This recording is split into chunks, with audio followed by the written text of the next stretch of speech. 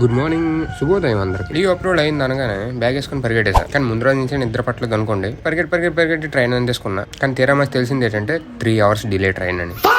సర్లే ఏముందులే ఇంకా అటు ఇటు తిరగడం మొదలు పెట్టిన ఈ లోపు ట్రైన్ వచ్చేసింది. కానీ ఈ ట్రైన్ కాదు, ఇది వేరే ట్రైన్. అలా వెళ్ళి నా బెత్తలో నేను కూర్చున్నా. నా బెత్తలో కూర్చోగానే నా బెత్త కింద వీళ్ళిద్దరు పెద్దవాళ్ళు ఉన్నారనమాట. వీళ్ళని ముందు నుంచి గమనిస్తున్నా.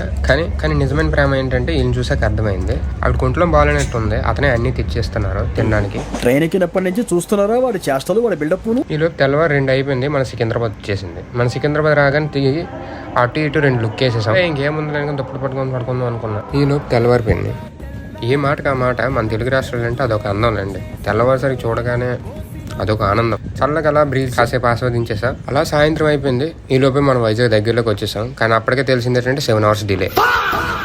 ఈ 7 hours డిలేలో గంట ముందు వైజాగ్ ముందే ఆపేస్తాయి. ఎలాగలా రీచ్ అయిపోయి మెల్లగా బస్సు అందేసుకున్నాం. బస్సు అందేసుకుని ఇంక ప్రయాణం అయ్యాం. ఈలోగా మన హనుమంతుల వారు కనిపించేశారు. హనుమంతు ఒకలో అతను చూడగానే మన ఇంటికి వచ్చేసాం అనిపించింది. ఎలా అయితే నేను సాయంత్రం అయితేకి ఇంటికి రీచ్ అయ్యాం. ఇంటికి రీచ్ అవ్వగానే అమ్మ దిష్టి తీసి పడేస్తుంది. 3 నెలల తర్వాత వచ్చాం కదా, ఆ మాత్రం అభిమానం ఉంటుందిలే. మన కోసం ఏదో చేసేస్తుంది. మనం వచ్చామని అమ్మ ప్రేమ ఊరికే అనరేమో. వచ్చింది, హగ్ ఇచ్చింది, ఏడ్చేసింది కాసేపు.